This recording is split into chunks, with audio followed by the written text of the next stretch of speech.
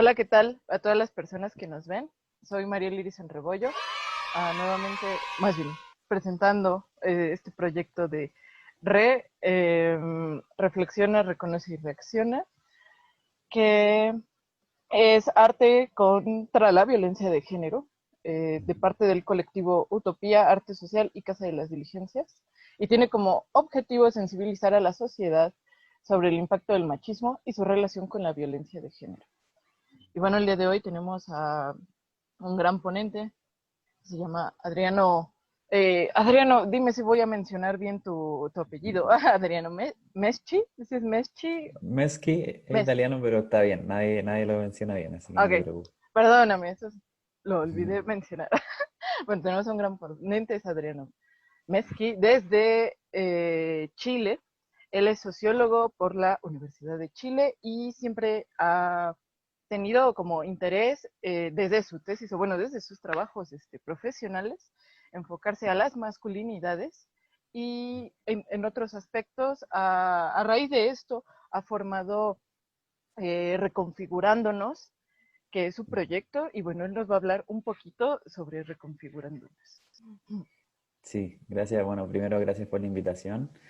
Reconfigurándonos es un proyecto que trata de mezclar, por un lado, la reflexión más teórica, sociológica sobre las masculinidades, el problema del género, pero por otro lado también involucrando una parte más comprensiva, terapéutica. Yo me estoy terminando de formar como terapeuta corporal emocional, entonces trato de mezclar estas dos cosas en Reconfigurándonos, que originalmente era un proyecto de las redes sociales de Instagram, pero que luego se ha traducido también en talleres semestrales sobre, digamos, donde se juntan hombres a conversar, a trabajar estos temas, también en terapias, también en charlas, y bueno, en entrevistas como la que estoy haciendo ahora. Así que esa es un poquito la idea de ese proyecto, que partió hace poco, pero ha funcionado muy bien y ha tenido harto alcance. Muy bien, Adriano. Bueno, eh, cuéntanos, vamos a empezar a hacerte algunas preguntas que nos han hecho llegar. Y bueno, la primera va más o menos así. ¿Qué es la masculinidad hegemónica? Es una buena pregunta porque es un concepto que siempre está dando vueltas. Lo primero que me gustaría mencionar es que en realidad hay muchas formas de masculinidad. Uno debería hablar de masculinidades en plural, ¿cierto? De hecho, hay casi infinitas formas de vivir la masculinidad, dependiendo de cómo cada persona también lo va construyendo. Sin embargo, hay una masculinidad que ahí los distintos psicólogos, sociólogos, antropólogas, psicólogas también han llamado masculinidad hegemónica o masculinidad tradicional o masculinidad tóxica, como sea que se quiera llamar. Pero esta forma ha servido como un modelo o una referencia que se ha propuesto como la forma correcta de ser un hombre. Es como lo que es, digamos, el pack que todo varón debería cumplir si quiere ser denominado y llamado un hombre. ¿Ya? Esta masculinidad es afín al patriarcado, es afín a la desigualdad de género, es afín al dominio de los hombres por sobre las mujeres, pero también de lo masculino por sobre lo femenino. Y eso a mí me parece importante porque a veces se queda solo en hombres versus mujeres, pero es de lo que se considera masculino por lo que se considera femenino. Entonces, este es el modelo que ha servido en las sociedades occidentales, patriarcales, que ha servido como la referencia. Ujú. Entonces, cualquier hombre que se aleje de este modelo es juzgado, es penalizado, etcétera, etcétera. Tiene varias características y podríamos hablar mucho rato de la masculinidad hegemónica, pero quisiera como mencionar las principales. La primera es, como les decía recién, primero la creencia de la superioridad de lo masculino y de los hombres por sobre las mujeres y lo considerado femenino. Y aquí es importante hacer esta distinción que decía antes, que no es solo hombres versus mujeres, sino también masculino y femenino. ¿Por qué? Porque, por ejemplo, se considera masculino la razón, el intelecto. Entonces, por consecuencia, la emoción se considera femenino y desde esta masculinidad hegemónica eso sería algo inferior. Entonces se empiezan a crear una serie de dicotomías de dos polos en los que por un lado lo masculino sería bueno y lo femenino sería malo, ¿ya? Entonces incluso los varones con ellos mismos, y aquí viene otro punto de las características de la masculinidad hegemónica, les cuesta relacionarse con sus emociones. ¿Por qué? Porque en esta cultura se ha enseñado que las emociones es algo femenino. Entonces está este mito de los hombres no lloran, por ejemplo. Entonces desde chicos vamos incorporando estos mandatos, estas ideas, que tienen que ver con lo que decía en un principio, de esta superioridad de lo masculino por sobre lo femenino también. Otra característica súper marcada es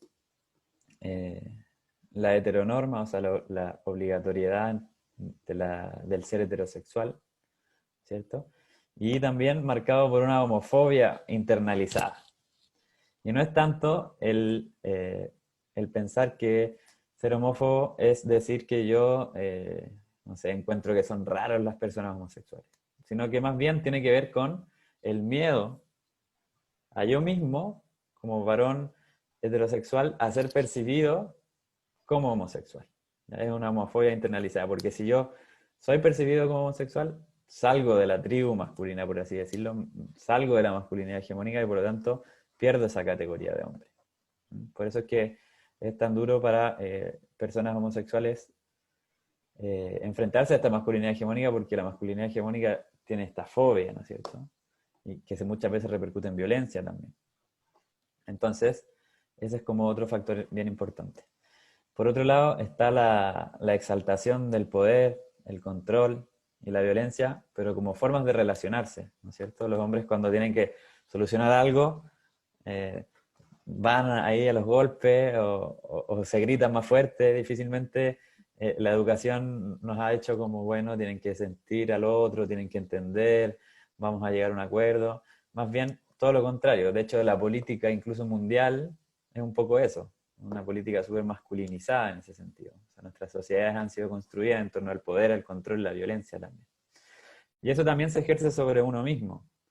O sea, los varones ejercen esa misma violencia con ellos mismos, en el sentido de que, por ejemplo, les cuesta cuidarse, o les cuesta vulnerabilizarse también. Y de ahí que pasa al otro punto, que también es otra característica de la masculinidad hegemónica, que es la defensa contra la vulnerabilidad y la represión emocional, ¿ya? O sea, eso para mí es súper fuerte porque trae unas consecuencias gigantescas tanto para los mismos hombres como para toda la sociedad. O sea, en la masculinidad hegemónica educa en que los varones deberíamos ser, ¿no es cierto?, más duros, fríos, súper, siempre racionales, tranquilos, ¿no es cierto? Pero eso está bien, es una parte, pero niega todas las otras posibilidades que tienen que ver con mostrarme vulnerable, mostrarme indefenso, incluso saber pedir ayuda, saber conectar con lo que me está pasando. Entonces, genera ahí un daño muy grande en la relación, como decía, de los hombres consigo mismos, porque no pueden saber qué sienten, ni qué quieren, ni cómo expresar. Y también hacia afuera, porque como, si una persona no tiene buena gestión de sus emociones, probablemente sus relaciones van a ser bastante difíciles, por decir alguna palabra. Y así hay algunas emociones que se han exaltado, que son las que son contrarias a la vulnerabilidad, como por ejemplo la rabia o la violencia, ¿cierto? Entonces así se empiezan como a entremezclar estas cosas. Por otro lado, otra característica de la masculinidad hegemónica también es una defensa, o sea, perdón, una como imposición o presión para que los varones siempre tomen riesgos, tomen la iniciativa, tengan el control, sean temerarios, ¿ya? De hecho, las estadísticas en las poblaciones penales en la mayoría del mundo en general son casi siempre varones también, o los accidentes, etcétera, etcétera. Y podría seguir hablando de varias características, el descuidado del cuerpo, no sé, la dificultad de gestionar su erotismo, etcétera. Hay muchas, pero esas más o menos son las principales. Y lo que sí provoca toda esta serie de cosas es que la masculinidad hegemónica sea súper frágil. Esto que se ha visto un poco en las redes sociales, algunos memes como burlándose de eso, tiene todo el sentido porque en realidad ni una persona, ni un varón puede cumplir con toda esta expectativa. O sea, ser siempre controlado, siempre fuerte, no expresar sus emociones, no pedir ayuda, estar ahí tranquilo. Nadie puede cumplir eso, ¿no es cierto? Entonces, lo que provoca esto es que provoca temor en los varones, que hace que voy a demostrar que soy un hombre. Entonces voy a tomar mucho alcohol, o voy a hacer 20.000 flexiones y voy a llevar mi cuerpo al límite, o voy a, no sé, si soy un varón heterosexual, quiero conquistar a muchas mujeres. Y entonces la gente se pierde en eso un poco. Se empieza porque es frágil. Entonces, como es frágil, tiene que ser demostrada constantemente. Nunca se acaba ese ejercicio. Y eso es como la característica. Para mí la masculinidad hegemónica es una experiencia que no se agota, que siempre se trata de alcanzar, pero no se logra. De algún sentido también es una ilusión. Es una ilusión, es una fantasía. ¿Por qué? Porque nunca está de acuerdo con lo que nosotros somos también. Entonces, eso es como lo que podría decir de esto de la masculinidad hegemónica. En relación a eso, Adriano, hay una pregunta y creo que acabas de mencionar un poco, más bien la acabas de responder un poco ahorita que la voy a hacer, que dice, ¿cómo afecta a los hombres el patriarcado? Y bueno, ya has mencionado un poco, pero contextualízanos, bueno, en ese sentido, Ujú. bueno, pregunta. Sí, sí, a mí es interesante porque yo creo que muchos varones pueden emprender este camino también de desaprender estos valores, estas creencias, si se dan cuenta de lo mucho que también les afecta a ellos. No es solo, es un problema así a nivel global, ¿no es cierto? Entonces, yo creo que sobre todo afecta eh, en la alienación de ellos mismos, de nosotros mismos, ¿ya? Porque como decía antes, como esta masculinidad se construye en oposición y negación de lo que se considera femenino, y como las emociones se han considerado femeninas, entonces los hombres se apartan de sus emociones, no saben qué sienten, ni cómo sienten. Y en definitiva, no saben quiénes son, porque esconden esa parte de sí mismos. Eso es algo que lo he visto mucho en los talleres, en las terapias, que luego de una crisis, muchas veces crisis de pareja, empiezan terapias o talleres y es, oh, me doy cuenta que había sostenido todo esto y ahora está saliendo y quién soy, porque nunca me lo había permitido. Entonces, hay como una disociación de los hombres consigo mismos. Para mí es una característica súper profunda. Esa para mí es la principal. Pero también hay otras. Por ejemplo, esto que le hablaba antes de la homofobia internalizada, hace que los varones tengan miedo a ser percibidos como homosexuales, sobre todo la gente hetero.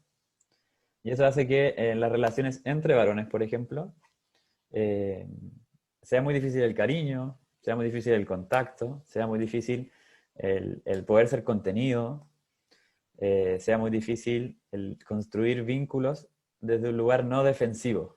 ¿Mm? Incluso esto puede llegar a afectar al amor de alguna forma. ¿Cómo yo me puedo entregar a amar si es que estoy en una construcción de defensa y demostrar lo rudo que soy, ¿no es cierto? En las películas, los héroes masculinos pocas veces se enamoran o son tan conquistantes, James Bond, no sé. Difícilmente una película, yo siempre digo, difícilmente una película de James Bond tendría sentido si James Bond se siente inseguro y necesitaría al terapeuta.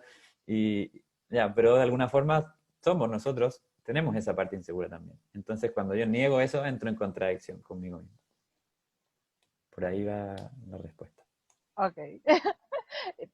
Y bueno, ahora que lo mencionas, en otra pregunta, ¿de qué manera el machismo, Ujú, espera, ¿de qué manera el machismo valida la violencia sexual? ujú, mm. Yo creo que la principal manera, que no sé si es una manera como tan consciente, pero es normalizándolo primero. Como que el hecho de que sea común, que todos los días aparezcan casos en que varones han transgredido sexualmente, principalmente mujeres u otro hombre o disidencia, etcétera. Pero se hace como normal, ¿no es cierto? Eso para mí es lo primero, se normaliza. Ahora, hace poco se está cuestionando, ¿no es cierto? Y en mi caso, no sé, mi madre, mis tías están como hablando entre ellas y dándose cuenta de cómo a través de mucho tiempo esto se había heredado y había sido un silencio y se había considerado normal, pero ahora no está normalizándose. Entonces lo primero es cómo se había normalizado esto. Eso es como lo principal, como asumir que es parte de. Lo otro, para mí, la violencia sexual es finalmente el no respeto hacia los límites de la otra persona. El no considerarla como un ser humano digna. Entonces, esa violencia sexual es la expresión perturbada de una sexualidad respetuosa, empática, amorosa. Entonces se justifica esto desde pensar que la otra persona está ahí para mí, ¿no es cierto? Para yo satisfacerme, incluso para yo validarme, eh, para yo cumplir con estas expectativas, como decía antes, de demostración de la masculinidad. Y también todo esto se va validando obviamente a través de la publicidad, a través del cine, a través de todos los elementos que tiene una sociedad para ir educándonos. Entonces, creo que por ahí va un poco, pero a la vez siento y tiendo a pensar que esto es una consecuencia de otras cosas mayores también. O sea, de esta como negación, algunos autores, incluso un mexicano, Beno de Keiser, no sé si estoy pronunciando bien su apellido, pero él plantea que los varones son incapacitados emocionales en algún punto. Y muchos estudios sobre los violadores hablan de que finalmente en términos psicológicos ellos no perciben el dolor de la otra persona, no lo sienten. Entonces, para mí aquí se mezclan varios factores. Por un lado está como el factor social de toda esta cultura más misógina, la publicidad, el cine, que va como normalizando esto. Por otro lado está el factor psicológico, la no gestión de la emocionalidad, la dificultad para la empatía. Entonces se mezclan todas esas cosas y en este contexto patriarcal y se produce la violencia sexual. Entonces hay varios factores y se entrelazan de estas distintas formas. Lo que sí ahora también se me ocurre para decir es que esta como ansiedad por demostrar la virilidad se cruza con esta cosificación de la mujer, ¿no es cierto? Es entender que las mujeres están ahí para mí, están ahí para mí, y así me han enseñado, ¿no es cierto? Entonces cuando los jóvenes se inician sexualmente, hay veces en que los padres lo llevan con una prostituta para que se inicien y demuestren su hombría. Entonces también hay como una perturbación ahí de asociar el sexo con una demostración de algo. Entonces yo ahí para la gente que está escuchando, yo digo, preguntémonos qué tanto de esto yo lo estoy reproduciendo, qué tanto estoy queriendo demostrar en esto. Eso. Muy bien, Adriano. De hecho, la última pregunta va en relación a eso que acabas de decir, de qué tanto, de que se cuestionen, qué tanto estén, Mm. en que, cómo interfieren como en este sistema como patriarcal o en este modelo más bien, y va más o menos así, dice, ¿cómo saber si soy machista y en qué, y qué puedo hacer al respecto? Ujú. Mm. Yo pienso que por el simple hecho de nacer en esta cultura, cuando digo esta cultura, entiendo que igual en Chile y México compartimos ciertas características, ciertos códigos. Pero por el simple hecho de nacer en esta cultura, hemos sido criados bajo valores, creencias y normas del patriarcado. Entonces, en algún sentido, todos somos algo de machista. Obviamente, cada persona es distinto, hay distintos matices, pero lo primero a mí me parece como reconocer eso. ¿Mm? Siento que son discusiones muy iniciales, estas generaciones están tratando de dar esta pelea en un nivel más profundo, pero está muy instaurado, está incorporado, o sea, ha pasado por nuestro cuerpo esta educación. Entonces nosotros somos machistas. Yo sigo siéndolo en muchos sentidos. No porque trabaje este tema me puedo considerar una persona súper deconstruida. Ni nada. En realidad lo primero es reconocer que todos lo somos. Eh, entonces, a partir de eso, empezar a observar cómo nos vinculamos, no sé, con las mujeres. Consideramos que soy superior. Me he visto, me he encontrado a mí mismo queriendo validarme a través de la sexualidad con ellas, por ejemplo. Soy homofóbico. Eh, me permito a mí mostrarme frágil ante otros varones sobre todo. Pienso que los varones son superiores. No sé, puedo habitar la vulnerabilidad. Puedo construir relaciones democráticas con las otras personas. O incluso en términos más sencillos, en mi casa, hago una distribución equitativa de las labores domésticas. Hay muchas formas de ver cómo yo estoy reproduciendo esto. Pero lo más importante yo creo es hacer una observación sincera de uno mismo. ¿Ya? Porque nos podemos entrampar mucho en leer y leer textos o pintarnos las uñas de color rosado, pero lo que realmente es importante es la capacidad de observar cómo nosotros mismos reproducimos estas lógicas, ¿no es cierto? Y esa observación yo la recomiendo hacerla no desde la culpa, porque ahí podemos entramparnos en otro lugar, sino también desde un lugar de comprender y de aceptar que eso no significa ser ingenuo ni quedarnos inmóviles, sino enfocar el cambio desde una perspectiva que integre mi historia también, ¿eh? Que vea cómo esto que yo arrastro obedece también a una historia, ¿eh? Y qué contradicciones tengo y cómo también estoy ayudando a que esto se perpetúe y qué puedo hacer al respecto. O a la vez cómo no estoy ayudando y si puedo fortalecer eso también. Entonces, creo que eso es lo primero, como asumir que todos somos, observarnos a nosotros mismos. Y el qué puedo hacer, yo diría que cada uno tiene que buscar su forma, pero lo que sí encuentro que ha servido es, bueno, primero juntarse con otros varones a hablar de estos temas. Buscar esos espacios, conversar con la gente, con los pares. Seguro que ahí también inicia otro proceso de disputa y mucha gente, yo he sufrido también como pérdida de algunas relaciones o los grupos se resisten porque todo cambio genera resistencia. Entonces empieza esa parte también que es súper dolorosa, pero si uno siente ese llamado hay que hacerlo. También yendo a terapia. Muchos de los temas a veces se relacionan con configuraciones muy profundas, entonces es importante abrirse a otra persona, a un profesional, por ejemplo, que me escuche y que en el que yo me pueda dar cuenta también. Darse cuenta, yo creo que esa es una palabra clave, darse cuenta de que yo estoy reproduciendo en esto. Eh, y bueno, hay grupos de varones, hay grupos de hombres alrededor de todo el mundo, en Sudamérica también, seguro que en México hay. Entonces ir hablando con esas personas, ir hablando con los amigos también. Muchas veces me preguntan como, ya, pero ¿qué hago si estoy en una fiesta y tiran una broma que es súper machista? ¿Cómo lo hago? Porque la otra vez dije algo y se enojaron todos conmigo y me dijeron, no sea aburrido. Entonces yo recomiendo también como eh, entrar desde la pregunta también, desde el cuestionamiento. Quizás si estoy en ese grupo, decir, esperar a que mi amigo esté solo y le digo, oye, ¿y tú te hubieses reído lo mismo si fuera en relación a tu hermana, por ejemplo? ¿O a tu mamá? Entonces, para mí entrar desde la pregunta es una estrategia que genera menos resistencia que desde el choque. Esa es mi perspectiva. Pero eso, eso te podría decir. No sé si queréis profundizar en algo. No, creo que me queda como todo muy claro. Bueno, supongo, espero, espero que a las personas que no nos ven también. Y pues esa fue como la última pregunta que nos hicieron llegar, Adriano, Mm. y pues te agradezco de parte de todo el equipo de RE y de Casa de las Diligencias que pues nos permitieras como esta entrevista, responder estas preguntas y nos otorgaras un poco de tu tiempo. Ujú.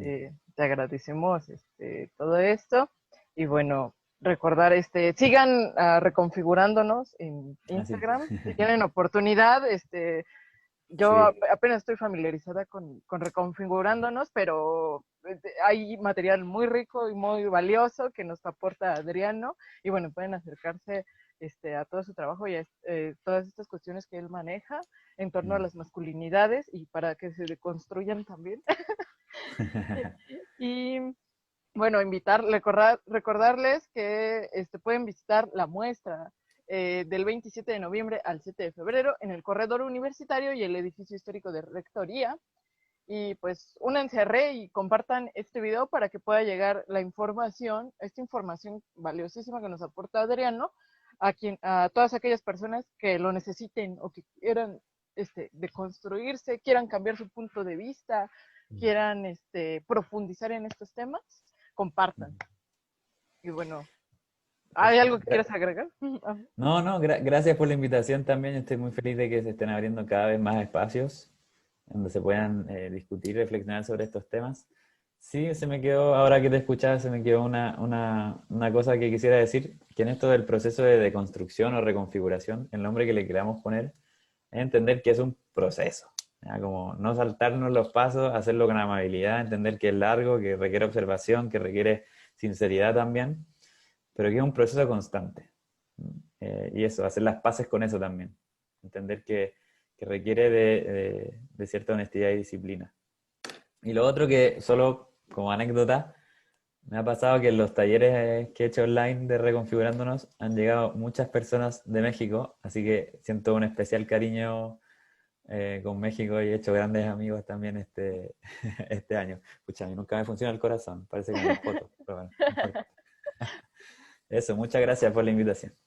Muchas gracias, Adriano. Bueno, eso, sigan al pendiente en redes sociales y acérquense a la muestra, acérquense, reconfigúrense y seguimos en este canal.